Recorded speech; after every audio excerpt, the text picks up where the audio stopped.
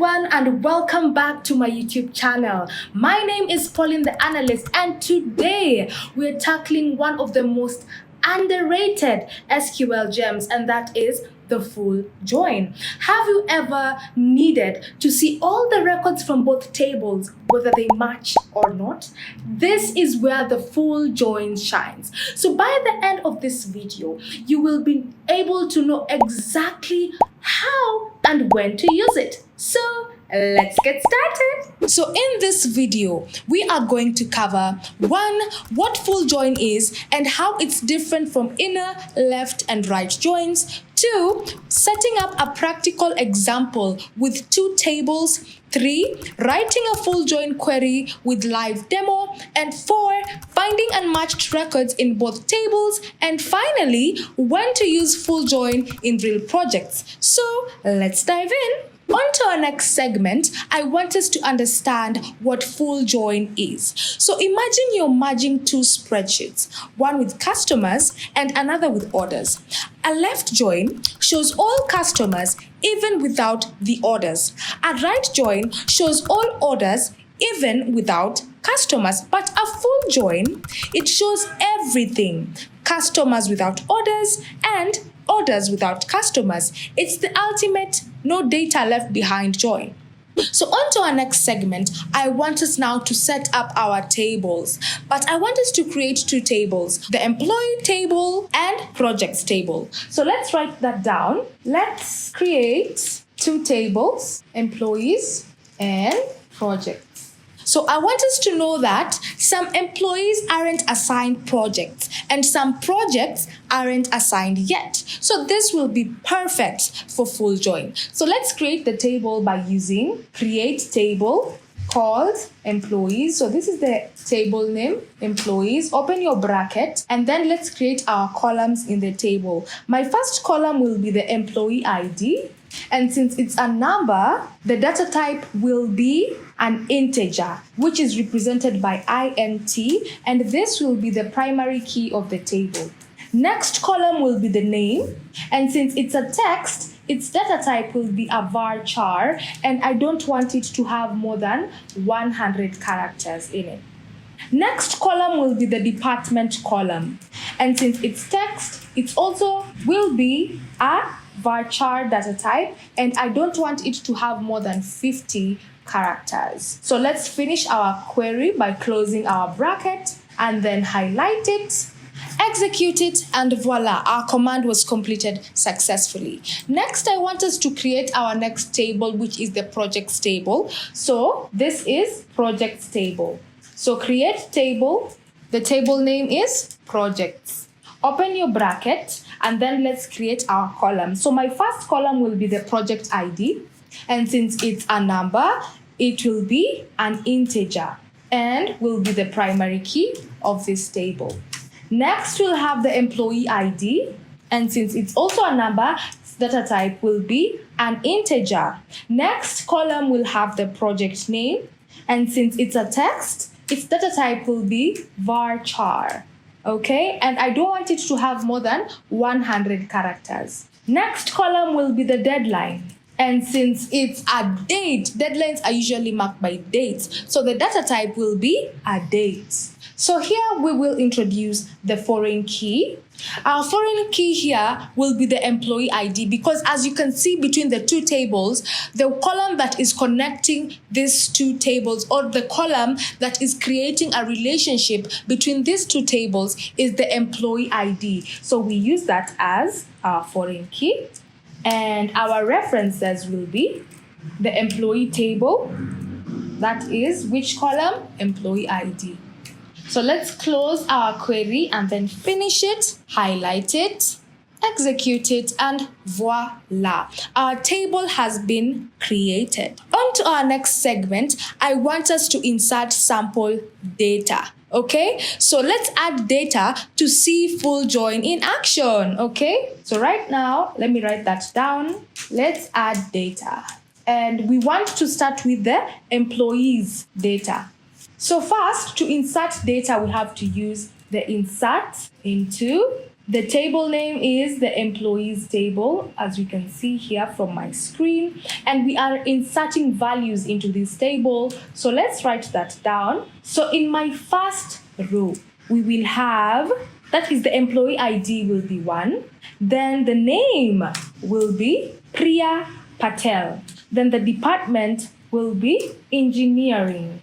Close your bracket. Next row, we have the employee ID is 2. Then the name will be James Lee. Then the department will be marketing. Next row, we'll have the employee ID, which is 3. The name will be Maria Garcia. The department, we don't know, so that will be null. Close your brackets. And then on to the next and final row, we will have our employee ID, which is 4. Then the name of the person, we have Tom Wilson. Then Tom is in the sales department. And I want us to understand that in our table over here, Maria Garcia, we do not know the department she is in because maybe she is a new hire or she has not been assigned to a particular department yet. Okay, so next, I want us to highlight our query and then execute it, and voila, 4 rows have been affected. Now let us add data into the projects table. So we insert into the projects table. So we insert values into the projects table. So onto our first row, we have the project ID, that will be 101. Next, we have the employee ID, which will be 1. Next, we have the project name, that is the database upgrade. Then finally, we have our deadline. So let's use 2024. Close your brackets. Then onto the next row, we have our project ID will be 102. The employee ID will be 2. Project name will be the ad campaign. Then the deadline will be on 2024, 8th month. Close your brackets. On to the next row, we have the project ID, which is 103. Then the employee ID is null, since we don't know that. Then the project name is website redesign. Then the deadline will be 2024 on the 12th month. Close your brackets. Then onto our final row, we will have project ID, which is 104. Then we also don't know the employee ID, so that will be null. Our project name will be mobile app. And then finally, our deadline is unknown, so that will be null. So close your brackets. I want us to understand that on this third row, we can see that it has an unassigned project, right? And on this other one, it has no deadline, okay? Or let's say assignee, okay? So let's highlight it and then execute it. And voila. So on to our next segment, I want us to write a full join query. And this is the basic syntax for full join. So that is, you select columns that you want to use. Next is you select it from maybe table 1. Then you full join it, table 2, because you're dealing with maybe 2 tables or more. On table 1, its key, and equate it to table 2 with its key. Now, let's see all employees and all projects in one result set. So just using the syntax that I gave, you can start by writing select. Your first column will be E, which represents the employee table, and its column is name, and its alias will be employee. Next, E, which also is on the employee table, we are dealing with the department column. Next column will be the P, which represents the projects table, and its column, we're using the project name. And also P, which represents the projects table, we're dealing with the deadline column. And all this is from the employees table, which is represented by E, that's its key. And we want to full join the projects table, which is represented by P, on the employees table. That is, we are using the column which created the relationship between these two tables, that is the employee ID columns, and also in the projects table had the employee ID column.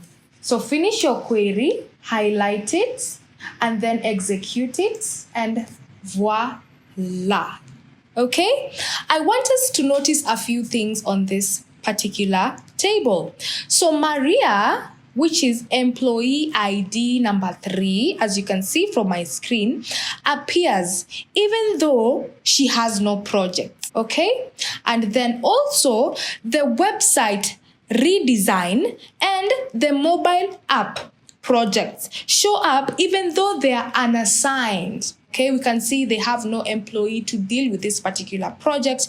And finally, the nulls fill the gaps where no match exists. So that is the power of full join. So on to our next segment, I want us to find unmatched records. So I want to find employees without projects and projects without employees. Let's write that down. And for us to do that, we need to filter for nulls. Okay? So let's write our query, which will be select. So our first column over here will be E from the employees table. We're dealing with the name column, and it will be known as unassigned employee. So next will be P from the projects table, and that will have the column name, project name. Its alias will be an unassigned project. And all this comes from the employees table that is represented by E, and then we want to full join it. We want to full join the projects table represented by P on E, which is from the employees table, that is the employee ID, the one that created the relationship, and equate it to the projects table that is also represented by the employee ID that creates the relationship, where the E employee ID is null, or the P for the projects table, employee ID, is null. Because remember, guys, we are finding employees without projects and projects without employees, okay? So let's highlight it and then execute it, and voila. Now we see Maria, who has no projects, and the 2 unassigned projects. This is gold for spotting gaps in your data. Can you see that? Very, very simple. On to our next segment. I want us to use the full join and compare it to other joins. So let's do a quick comparison. The inner join only matches like a strict bouncer. The left or right join has one side gets priority.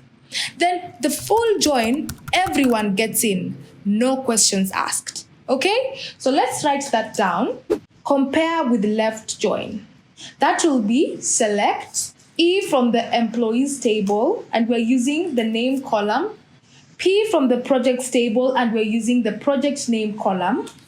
All this is from the employees table, which is represented by E, and then we want to left join the projects table that is represented by P on the employees table that is represented by the employee ID, and equate it to the projects table that is also represented by the employee ID.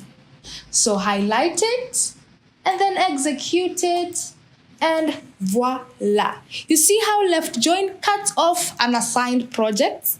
Full join keeps them all, as you have seen earlier. On to our next segment, I want us to understand its real world uses, like where full join can be used. 1, auditing. Find all customers without orders and orders without customers. 2, we have resource tracking. This will show all employees and equipment, even if they are unassigned. And finally, data cleanup. This is where you can identify orphaned records in both tables. Very, very simple. That's full join, your SQL superhero for complete data visibility. If this video helped, don't forget to like the video and also share it to your friends, family, anyone. Just make it trend, and also do not forget to subscribe to the video. So if you have any suggestions or any comments for future videos, drop it in the comment section below. So until next time, happy coding!